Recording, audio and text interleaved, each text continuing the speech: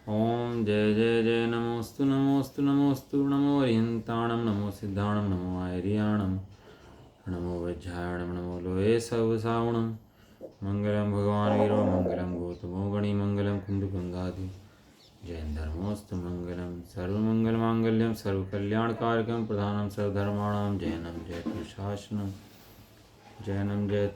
शासनम् नमः समय साराय स्वानुभूत्या चकास्ते चित्स्वभावाय भावाय सर्वभावांतरिचिदे काथे पढ़ोगे ಬಂದಿತ್ತು ಸರ್ದು ಚಿದ್ದೆ ಎದುಗು ಬಚಲು ಮಡೋಗಮಂ ಕದಿ ಪತ್ತೆ ಬೊಕ್ಷಾದಿ ಸಮಯ ಪಾಂಗುಡ ಬಿಡಮೋ ತುದಿಕೆ ಗಲಿ ಬಡಿಗಂ जीवो चरित दर्शन अंटकी तो तम ही स संयम जान पोगल कम पजे स्थितिदम चेतन जान पर संयम एयदड़े छे गदो समय सबत सुंदरो लोए बंद का यते तीणवी संवादणी होदी सुध परिचिदानु बूदा सब बस भी काम भोग बंद कहा एक अद्भुत थोड़ावरी नस्लो हो भी है तस्त तमें यत भी तम दाए हम अपनों सहरे दिन दाई प्रमाणम चुके छलमना के तवम नैवी योदी अपमत्तो न पमत्तो जान गो दूजो खामो एवं भ्रांति सुतमना दो जो सो तू सोचे व्यवहारे नु बदिसुति नानिस चरित दर्शनम नानम नैवी नानम न चरितम न दर्शनम जान गो सुतो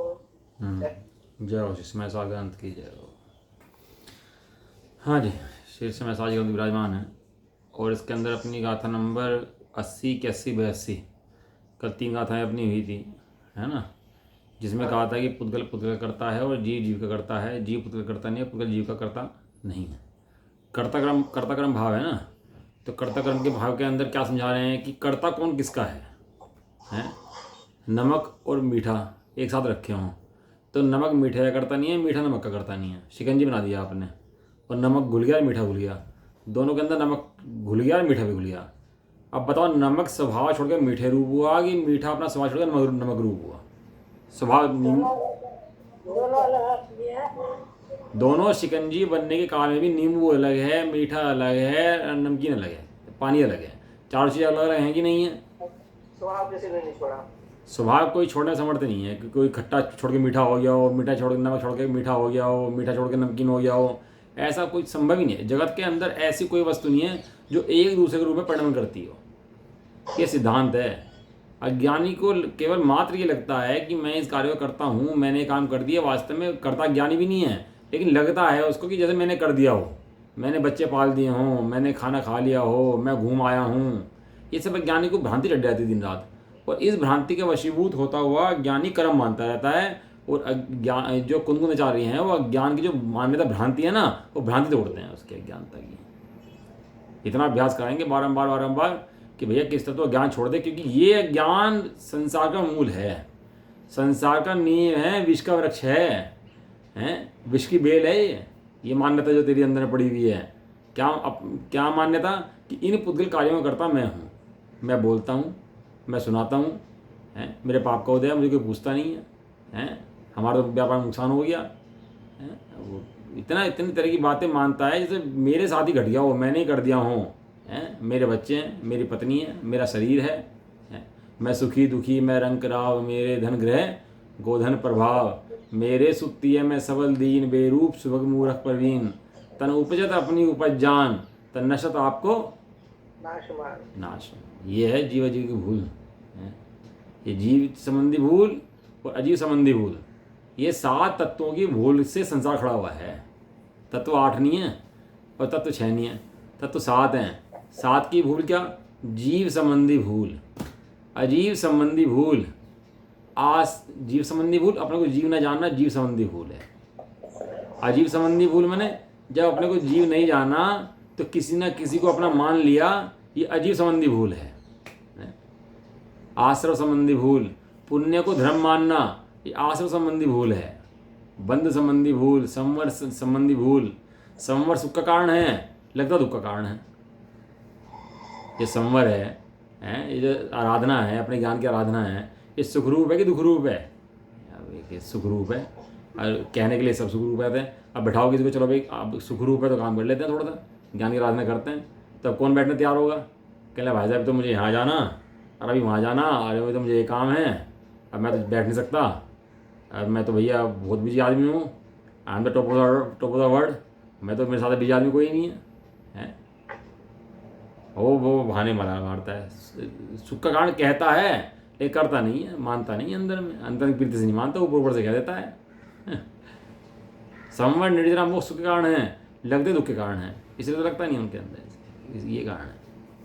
ये 7 तत्वों संबंधी भूल जीव करता रहता है, और 7 तत्वों की भूल के अंदर ही संसार है, और 7 तत्वों के सम्यक निर्णय के अंदर ही मोक्ष है। 7 तत्वों का निर्णय कर लो बस, इससे फालतू कोर्स नहीं दे रहे आचार्य देव, तू गोमट सार पढ़, बहुत बड़े बड़े शास्त्र पढ़, तू ये कर, तू वो कर, इतना बड़ा कोर्स नहीं दे रहे। कितना कोर्स दे रहे कि 7 तत्व संबंधी भूल को मिटाना है। इसको कहा है प्रयोजन भूत 7 तत्व। जीवादि प्रयोजन भूत तत्व सरधे तीन माही विपर। केवल 7 तत्वों संबंधी भूल जीव करता है। 7 तत्व जितनी मिस्टेक हैं केवल 7 तत्व संबंधी हैं। जो जीव 7 तत्व को जान लेता है भैया, 7 तत्व समझ लेता है, श्रद्धा कर लेता है, वो जीव का मोक्ष नक्की जाता है। 7 तत्वों के संबंध में भूल नहीं करना। 7 तत्वों को जैसे हैं वैसे पहचानो। आश्रव है बराबर है, लेकिन आश्रव को आश्रव में पहचानो। जीव है उसको जीव में पहचानो। जीव है तो आश्रव नहीं है, आश्रव है तो जीव नहीं है, दोनों अलग अलग हैं, ऐसा पहचानो। 7 तत्व हैं भैया। देखो क्या कह रहे हैं यहाँ पे, हाँ जो का तो श्रद्धानो, जैसे हैं वैसे श्रद्धा कर लो ना। कुछ जबरदस्ती काम नहीं कर रहे कि तो भजन ढुका रहे हो, तेरे तो कुछ पैसे छीन रहे हो, तेरे अगर 20 बच्चे छोड़ दे, घर छोड़ दे, ऐसा कह रहे हो, हैं रात को सोना छोड़ दे, ऐसा कह रहे हो, तपस्या कर ले जंगल में जाके, ऐसा कह रहे हो, शेर के सामने जाके बैठ जाए, ऐसा कह रहे हो। ऐसा कुछ भी तो नहीं कह रहे। केवल क्या कह रहे हैं, जो तेरी मान्यता के अंदर जो तेरा 7 तत्व संबंधी भूल है, जो तू पर को अपना जानता है, उस मान्यता छोड़ दे बस। और मान्यता के अंदर क्या कर दे, उसको छोड़ करके जो तेरा शुद्धात्मा है उसको देख ले बस, सारी भूल दूर हो जाएंगी एक देखते ही। एक है साधे सब सदे, सब साधे सब जाए। एक के साथ ही क्या होता है, सब सज जाता है। जिसने एक अपने शुद्धात्मा को साध लिया वह सब साध लिया, और जिसने एक शुद्धात्मा को नहीं साधा वो कुछ भी करता रहे, उसने कुछ नहीं साधा, वो मूर्खों का महाराज है, मूर्खानंद है वो।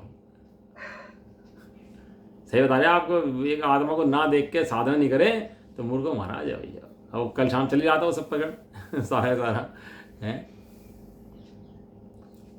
चलो जी, इसलिए यह सिद्ध हुआ कि जीव को अपने परिणामों के साथ कर्ता कर्म भाव और भोक्ता भोग्य भाव होता है, ऐसा आप कहते हैं। जहाँ कर्ता कर्म भाव होता है वहीं भोक्ता भोग्य भाव होता है। जो कर्ता होता है वो भोक्ता होता है, जिसका कर्ता होता है उसका भोक्ता होता है। अब तक तो नियम चल रहा था ना कर्ता कर्म का, अब तो क्या कहते हैं कर्ता कर्म। किसका कर्ता कर्म है, जहाँ व्याप्य व्यापक भाव है वहाँ पर कर्ता कर्म भाव है, जहाँ पे व्याप्य व्यापक भाव नहीं है वहाँ पर कर्ता कर्म भाव भी नहीं है। जैसे रोटी के अंदर आटा व्याप्त है तो आटा करता है उसका, वो बाई नहीं है उसकी करता। हलवा अच्छा बन गया, बहुत बढ़िया बन गया, और बाई खुश हो गई, कहने लगा मैं हलवा कितना बढ़िया बनाया, तुम्हें तारीफ भी नहीं करी हमारी। कहने लगा तेरी तारीफ करूँ पहले कि ये आटा जिसके कारण हलवा बना उसकी तारीफ करूँ पहले, कि नहीं तुम पहले मेरी तारीफ करो। तो तेरी तारीफ करनी पड़ेगी तो भैया कढ़ाई की भी करनी पड़ेगी, उसकी कड़छी भी करनी पड़ेगी, आग की भी करनी पड़ेगी, गैस की भी करनी पड़ेगी, सभी करनी पड़ेगी, कि तुम सब तो निमित्त हो ना। तूने अकेले को अपना क्या काम कैसे मान लिया कि हलवा मैंने बनाया, तेरे अकेले का काम था कि तेरे सारे निमित्तों ने काम करा। वे तो घमंड में चूर नहीं हो रहे, और तू घमंड में चूर हो रहा। मैंने बच्चे पाल दिए, मैंने ये कर दिया है, मैंने कमा लिया है, तू घमंड में चूर हो रहा। यदि घमंड में चूर होता तो कढ़ाई भी हो भैया, आग भी हो, कड़छी भी हो, सब चीज़ें हो, घी भी हो, सब घमंड में चूर हो गया भैया। तेरे तो हम भी हैं, तो खाली तू थोड़ा ना है, निमित्त रूप में तो हम भी विराजमान थे वहाँ पर। लेकिन निमित्त अनेक होने पर भी हलवे के अंदर तो आटा जो व्याप्त है भैया, उसके कारण से हलवा बनता है। वो पहले भी था, बाद में भी है, और अंत में रहने वाला है, इसलिए सदाकाल वही का वही है। तो कहते हैं जो कर्ता कर्म करता है वही भोक्ता भोग्य ही होता है। द्रव्य संग्रह में गाथा पढ़ी दिया आपने, एक कर्ता की गाथा पढ़ी, उसके तुरंत बार पढ़ी भोक्ता ही गाथा। व्यवहारा सुय दुखम पुग्गल कम फलम, हाँ बढ़िया, याद रहता है आपको, बढ़िया है, कहना चाहिए, पढ़नी चाहिए गाथाएं दिन में, पाठ पढ़ना चाहिए गाथाओं का। बैठ के इन गाथाओं का पाठ पढ़ो, बैठ के शांति सुबह के टाइम, बहुत विशुद्धि बढ़ती है भैया। याद गई सारी एक बार बस दोहराती हूँ, नहीं तो भूल जाऊंगी। हाँ नहीं तो भूल जाएंगे ना, क्या छपशंग पे मैं तो क्या करो भैया, बार बार पढ़ो। कहने लगा भैया वो क्या है कि बुरी बात एक बार ही पढ़ो तो 100 बार याद रहती हैं, और अच्छी बात 100 बार पढ़ो तो एक बार भी याद नहीं रहती, एक बार याद रहती है, तो फिर करें क्या। कहने लगा बुरी बात एक बार ही मत पढ़ो, अच्छी बात 100 बार पढ़ो। इसका उपाय ये है। हाँ, एक हफ्ते नहीं पढ़ोगे तो भूल जाओगे कहीं ना कहीं। हाँ, कहने अटक जाओगे, भूल जाओगे, शब्द शब्द भूल जाओगे उनके। हमने गाथाएं याद करी थी, 100 गाथाएं समय साठ जी की, अब से कोई 25-30 साल पहले, 30 साल पहले की बात होगी हैं। और ऐसी याद करी थी वो क्रम 60 नंबर सुनाओ, 70 नंबर सुनाओ, 45 नंबर सुनाओ, 42 नंबर सुनाओ, इस तरह याद कर ली थी। अब अभ्यास में नहीं ना, तो थोड़ी बहुत याद रहेगी उनमें से, बाकी सब भूल गए। ये सब गाथाएं चल रही ना ये सामने, ये सब हमने रटी पड़ी थी, अब अभी याद ही नहीं है। एक 83 नंबर गाथा सुनाओ तो 83 नंबर गाथा तुरंत दिमाग में आती थी, डिक्शनरी में खोल के कहने लगे ये 83 नंबर गाथा ऐसे है। हाँ, अब वो याद पहले है। मेरे को 6 डाला के 3-4 वो अध्याय याद थे, अब एक भी नहीं है। हाँ, तो वो अभ्यास नहीं करते ना, कल लोग अभ्यास छोड़ देते ना। अब बताओ विषयों का अभ्यास है कि नहीं है।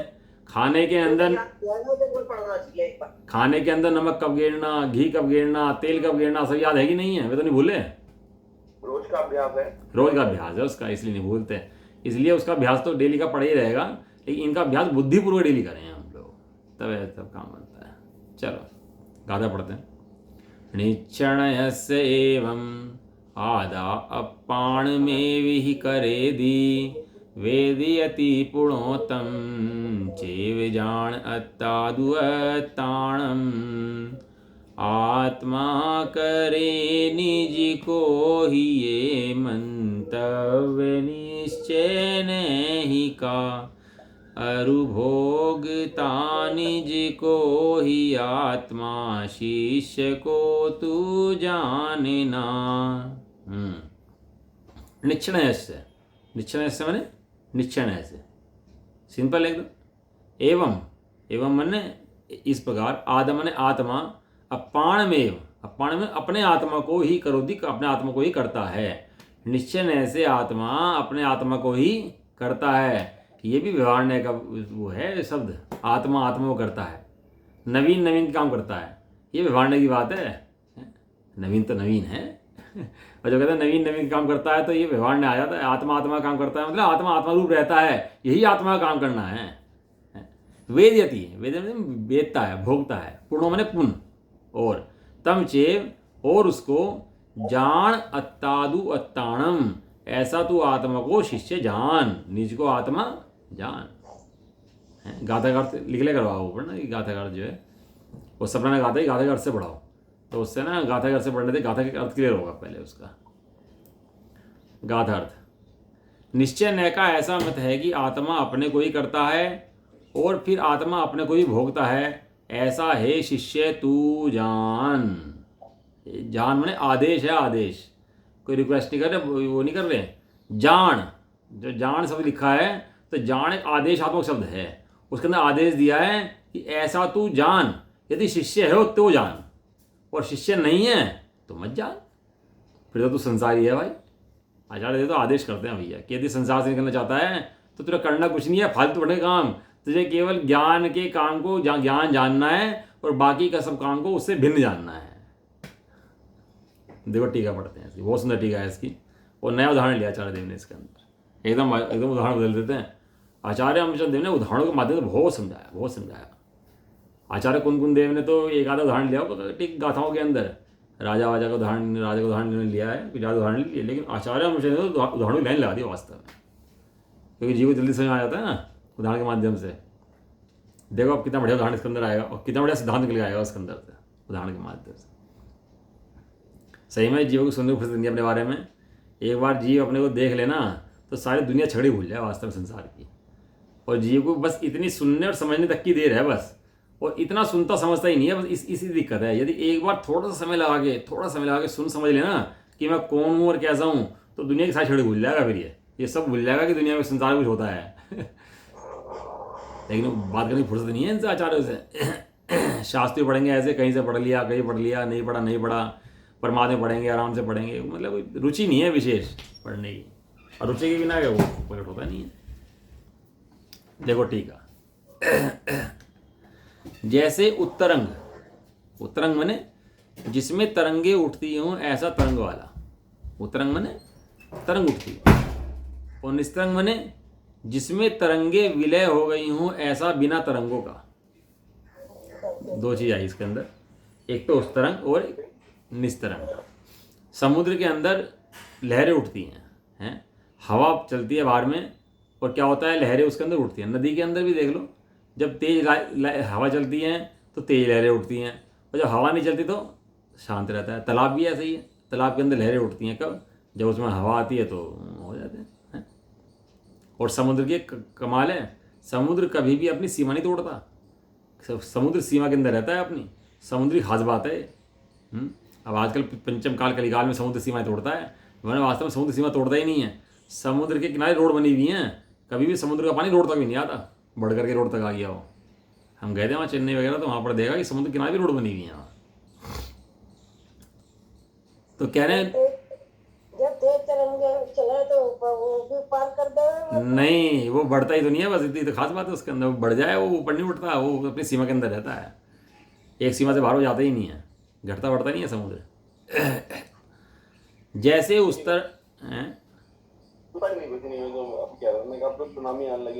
हाँ, पंचम काल में होते हैं सभी काम भैया, बाकी नहीं होते। जैसे हाँ, लेकिन अपनी सीमाएं नहीं तोड़ता, लांघता समुद्र भैया। जैसे उत्तरंग और निस्तरंग अवस्थाओं को हवा का चलना और न चलना निमित्त होने पर भी है।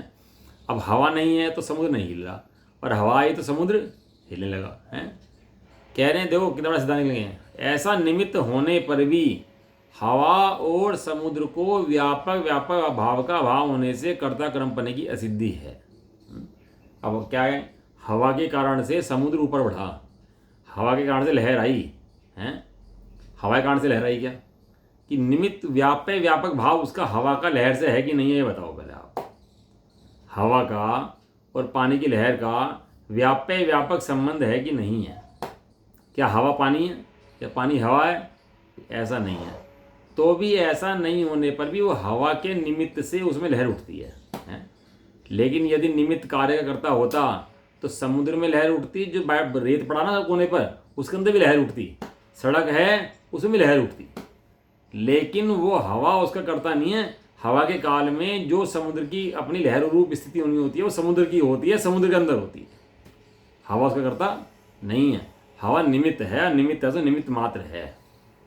देखो खुद ही कहेंगे, क्या कहेंगे आचार्य, समुद्र को व्यापक भाव का भाव होने से कर्ता कर्मपने की असिद्धि है, क्योंकि इसलिए समुद्र ही स्वयं अंतर व्यापक होकर उत्तरंग अथवा निस्तरंग अवस्था में आदि में, मध्य में, अंत में व्याप्त होकर उत्तरंग अथवा निस्तरंग ऐसा अपने को करता हुआ स्वयं एक को ही करता हुआ प्रतिभासित होता है, परंतु अन्य को करता हुआ प्रतिभासित नहीं होता। वो आदि में, मध्य में, अंत में वो समुद्र है। समुद्र की लहर तो तुम्हें दिखती है, लेकिन समुद्र की लहर के अंदर समुद्र है, हवा नहीं है।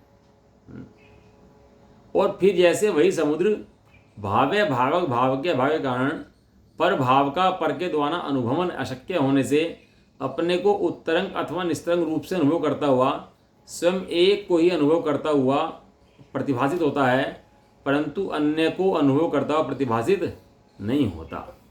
हवा है जो पानी के अंदर नहीं है, पानी है जो हवा के अंदर नहीं है। वहाँ जिस समय समुद्र की चलने की योग्यता होती है लहर रूप, उस समय बाहर में हवा का निमित्त होता है।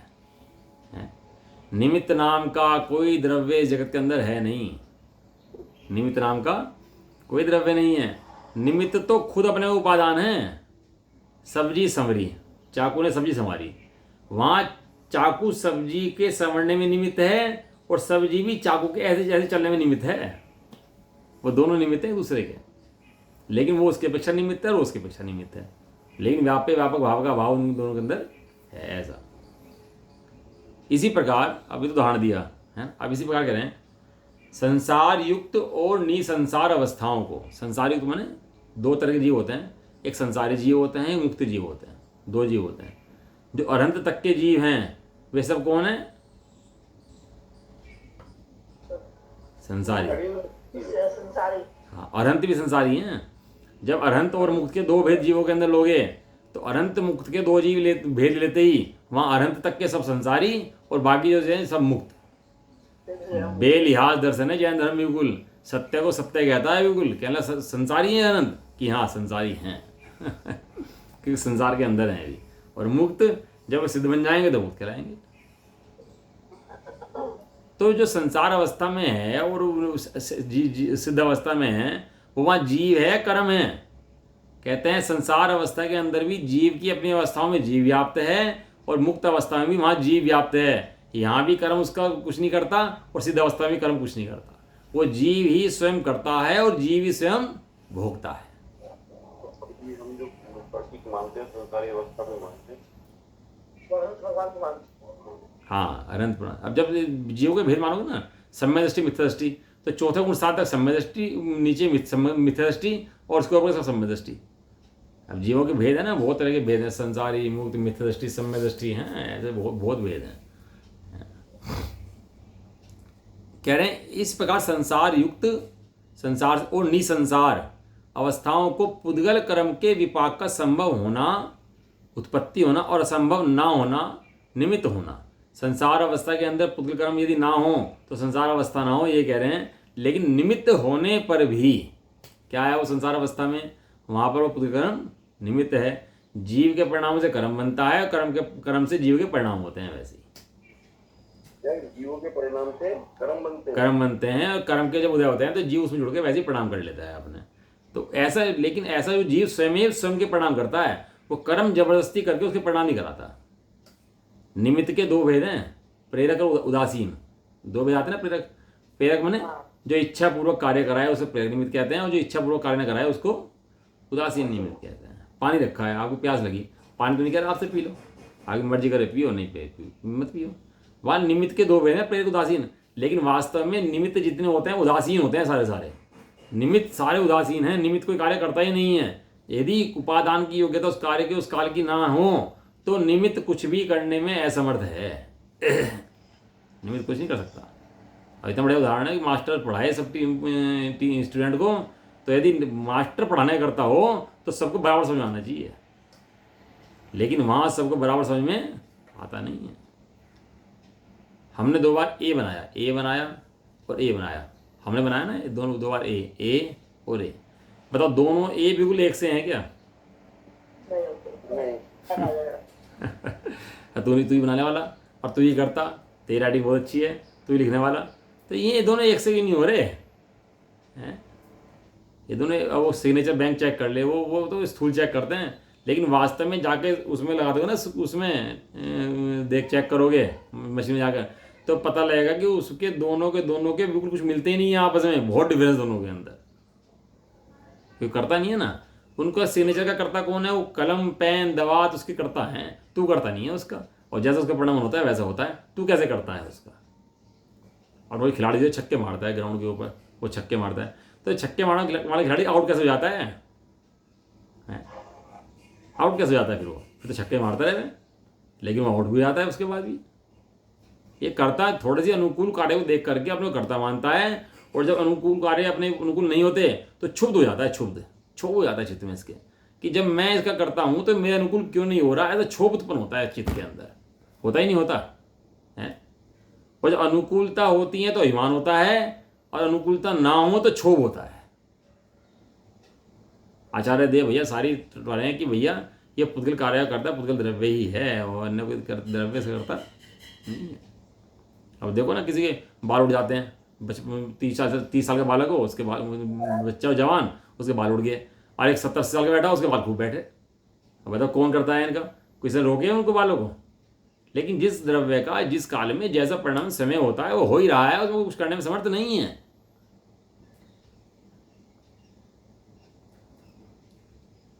इनके पुद्गल कर्म का विपाक होने पर भी, निमित्त होने पर भी, क्या है वो मात्र उसके अंदर निमित्त होने पर भी पुद्गल कर्म और जीव को व्याप्य व्यापक भाव का अभाव होने से कर्ता कर्म पने की असिद्धि है।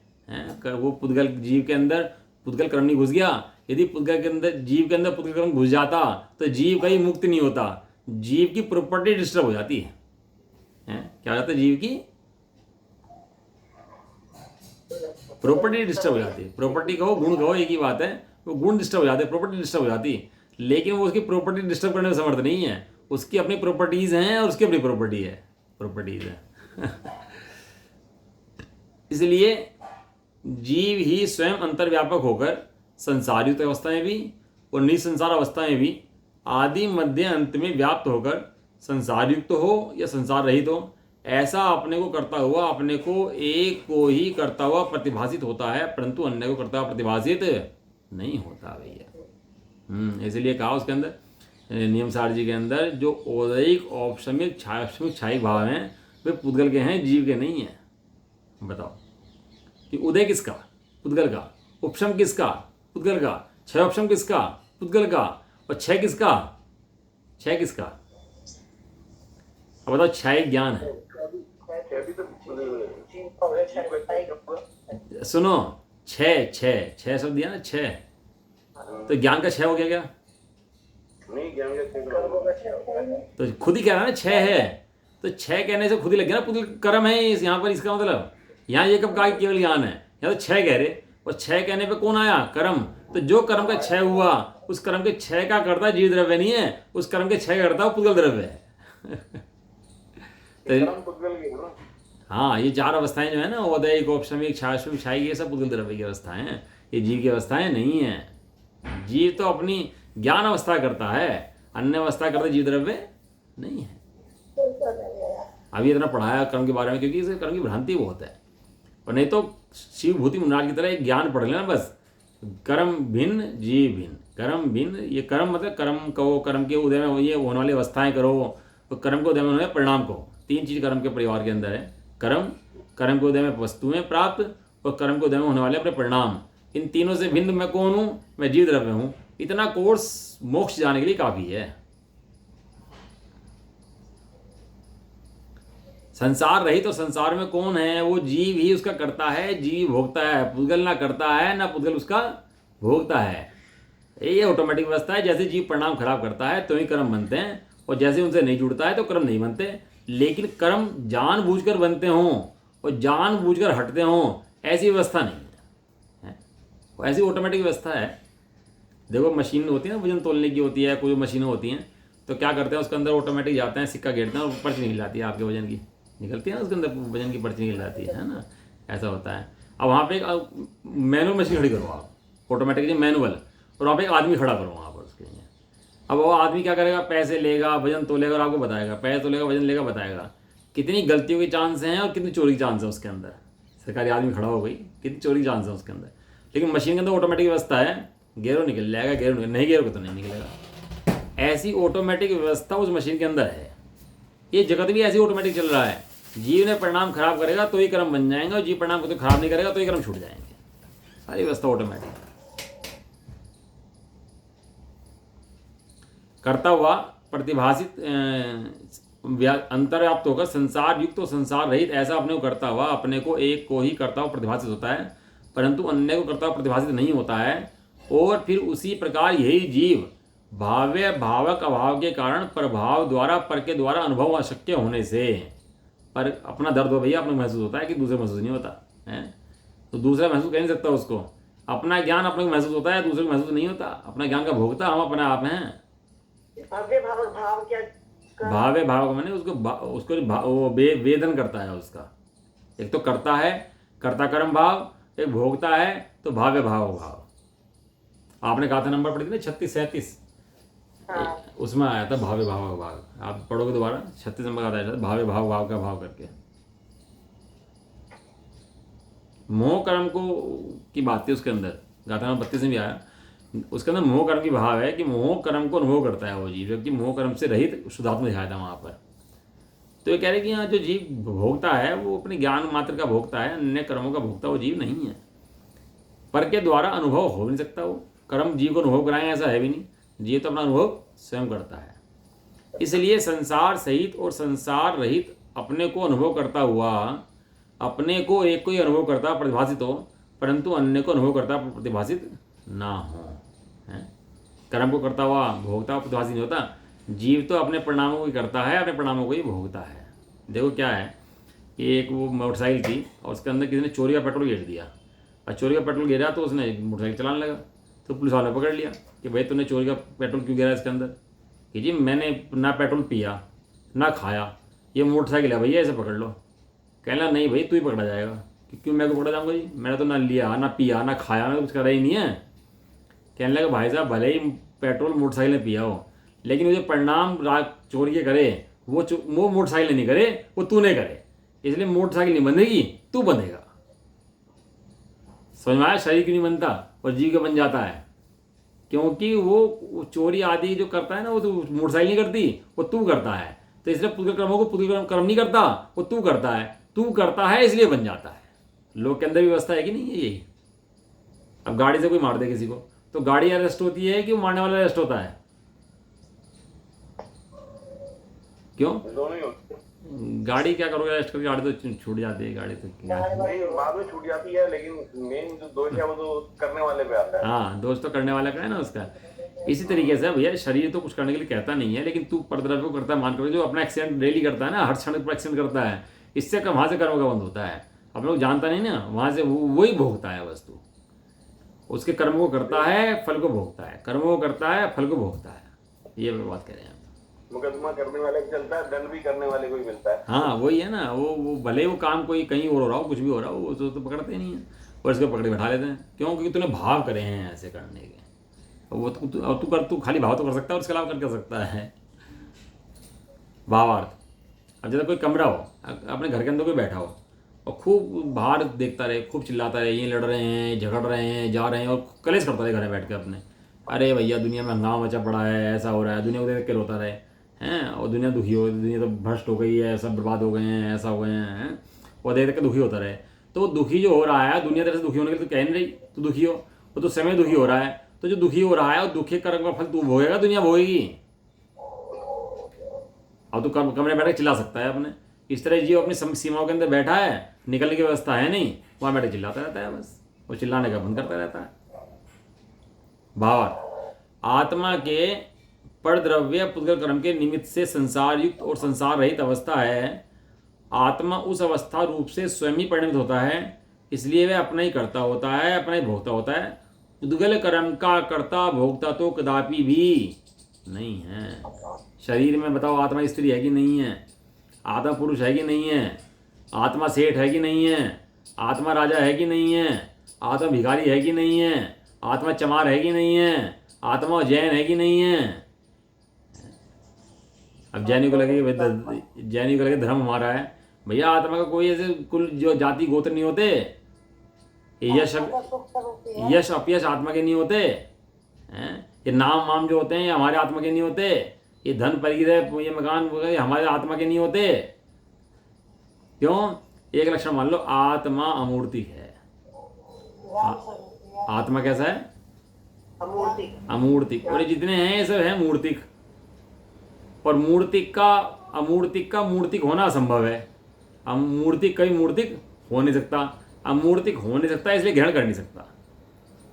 बताए धन जो है, ये धन है, शरीर है, आकाश के प्रदेशों में रखा नहीं रखा? आकाश किसे कहते हैं? जो सब द्रव्यों को रहने के लिए जगह दे, उसे आकाश कहते हैं ना। अब आकाश के अंदर ये सब पदार्थ रखे कि नहीं रखे? शरीर आकाश के अंदर रखा कि नहीं रखा? जैसे आकाश के अंदर रखा है ऐसे तेरे अंदर रखा है। आकाश है, जैसे आकाश के अंदर रखा है ना, ऐसे तेरे अंदर रखा है। जैसे आकाश का नहीं है ऐसे तेरा भी नहीं है। अभी खाली शरीर पर मत लगाना, ये धन धान्य आदि स्त्री सब पे लगा लेना। सबका क्षेत्र से क्षेत्रांतर हो रहा है बस केवल, इसके अलावा कोई वस्तु व्यवस्था में चेंज हो ही नहीं रहा। ना कोई मर रहा, ना कोई जी रहा, ना कोई आ रहा, ना कोई जा रहा, ना कोई घट रहा, ना कुछ बढ़ रहा। मात्र क्या हो रहा? क्षेत्र से क्षेत्रांतर हो रहा है। वस्तुएं एक क्षेत्र से दूसरे क्षेत्र में ट्रांसफर हो रही है, इसके अलावा कुछ भी तो नहीं हो रहा। और जीव को लगता है कि इसका करता मैं हूं, तो तू भैया आकाश के प्रदेश की बात ही है, तो तू करता कैसे हो सकता है? करता होने के लिए तुझे पुद्गल बनना पड़ेगा इसका करता होने के लिए। अब बता तू किस नए से शरीर का करता है? लगाओ जी नया, कौन सा लगाओगे इसमें? कोई नहीं लगता इसके अंदर। भाई जैसे चाहे टी निकाल लेते हैं, एक मिनट होल्ड रखना, मैं सांस निकाल लेता हूँ। पेज नंबर कौन सा है? नंबर 234 35 पे आ जाएगा, 34 पे। 235। गाधा नंबर 84।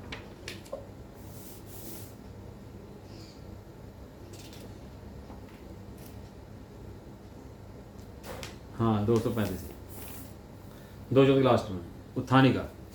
इसलिए यह सिद्ध हुआ कि निश्चय न से जीव का स्वयं परिणामों के साथ ही कर्ता कर्म भाव और भोक्ता भोग्य योग्य भाव है। अभी सिद्ध कर दिया ना उन्होंने, सिद्ध कर दिया मतलब भूलने वाली बात नहीं है। जो सिद्ध कर दिया तो सिद्ध कर दिया, उसको भूलना नहीं है ना।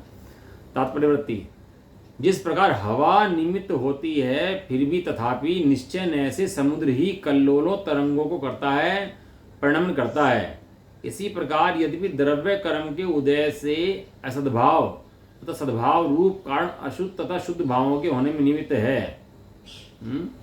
द्रव्य कर्म का उदय का सद्भाव और असद्भाव अशुद्ध और शुद्ध भाव होने में निमित्त है, फिर भी शुद्ध निश्चय न से निर्विकार परम स्वयं संवेदन ज्ञान परिणत केवल ज्ञानादि शुद्ध भावों को करता है, और उसी प्रकार अशुद्ध उपादान रूप से परिणत हो जीव संसारिक सुख दुख आदि अशुद्ध भावों को ही करता है।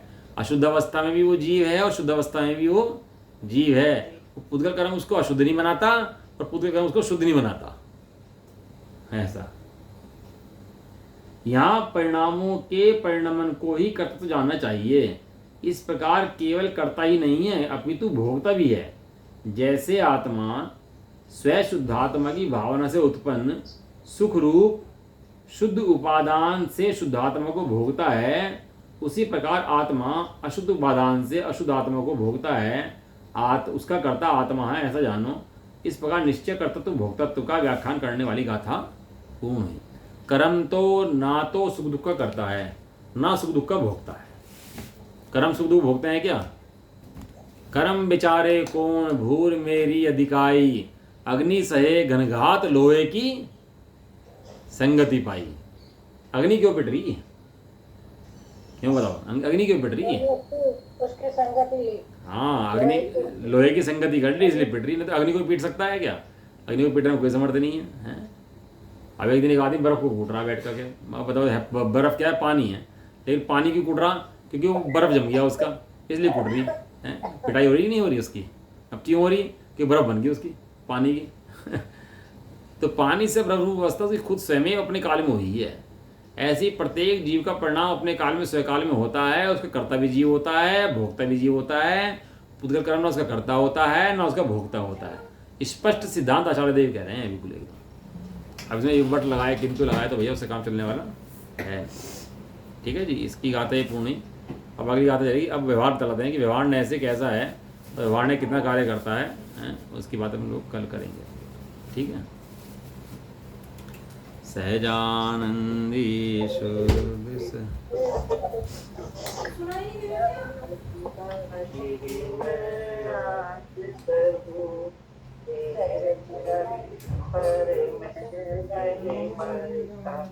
अजय अमर में आत्मस्वरूप सहजानंदी शुद्ध स्वरूप अविनाशी में आत्मस्वरूप निज निधि निज ने बताई यह अनुपकार है जिसके लिए जिनवानी माँ वंदना शब्द बार है। नमो नमः।